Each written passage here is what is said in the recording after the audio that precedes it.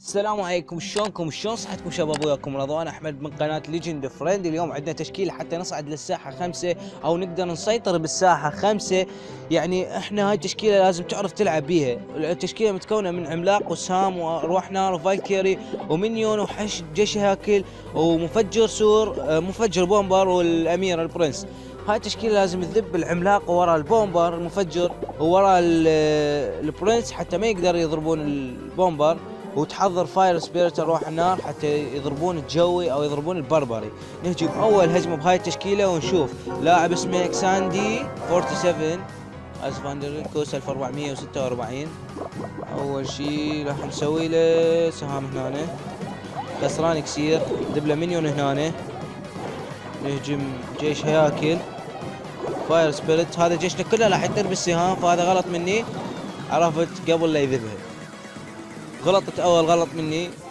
انت راح تاخذ هاي التشكيله، اكثر اللاعبين قاعد اشوفهم ياخذون تشكيله، يروح يجربها، تطلع يخسر اول مره، يعوف التشكيله، يروح يدور غير تشكيله. وكذلك انت لازم تاخذ التشكيله تدرب عليها، تذب سهام هنا، تقدر يعني تتدرب على التشكيله وتقدر تلعب بيها. يعني لازم تشكيله عندك انت قويه كلش.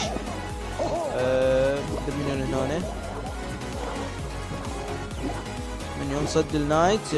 جيشه قوي، جيشه قوي كله ليفل 7 وانا ليفل 5 جيشي. هو اي نعم هو ليفل 7 وانا 5. نت عندي وقف. نت ليش وقف؟ نهجم برنس. اي برنس لا هذا لازم نوقفه بجيش ياكل. اعتقد راح ابدي هجمتي القويه اني. استدرجناه ذب السهام، يعني راح نقدر نهجم جوي ذب السهام.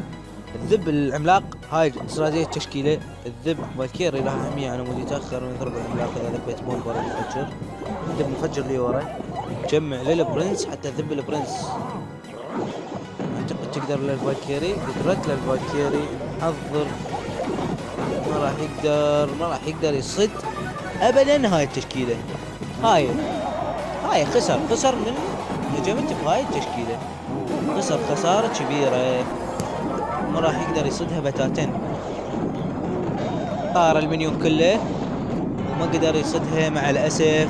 صديقنا العزيز اكساندي 47 اخذنا اول هجمة مسح بهاي التشكيلة. يعني ملخص هاي التشكيلة انه تقدر تنزل عملاق ورا مو بومبر ورا برنس وتحمي نجو بالسهام. نهجم هجمة ثانية.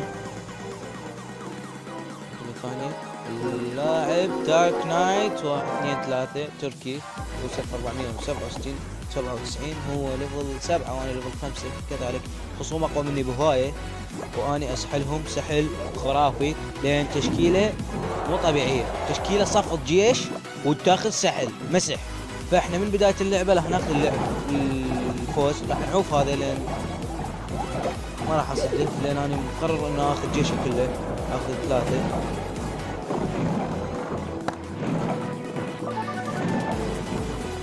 فاير سبيريت.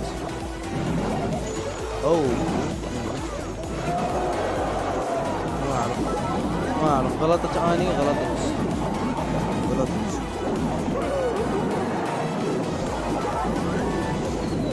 صدقني هجمته من هنا بس هو ما راح يعتقد يصد هجمتنا. صد هجمتنا وكان غلط من الكبير انه ما اصده.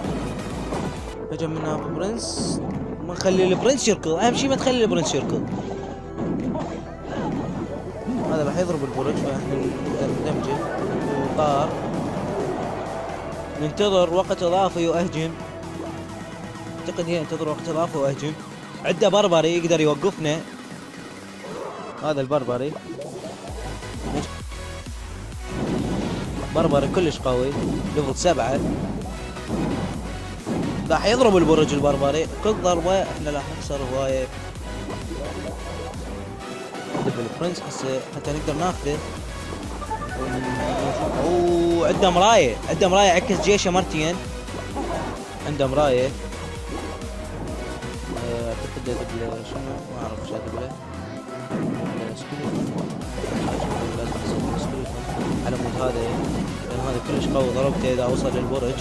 بدا الوقت وندب الجيش هسه، ندب البومبر، ندب شوف هذا ما راح يقدر يسوي هجمة بتاتا، ما راح يقدر. اوه سهام الفالكيري، حتى التنين يجيب الفالكيري ما يضرب البرج، اهم شيء هذا. شوف اخذنا مسح الثاني ان شاء الله، اخذنا المسح الثاني بسهوله، بس كان الخصم قوي، كان عنده مرايه وجيشه ليفل 8 و7 كل الصعب. شفتوا هاي التشكيله شلون تقدر تلعب بيها. ان شاء الله اشوفكم فيديو جديد بتشكيله للصعود للساحه 6 وبكل سهوله. ايضا اشوف لكم تشكيله قويه. باي شباب، اشوفكم بحلقه جديده. وقفن لا كمل لنا تحدي. اشوفكم بحلقه جديده. باي شباب.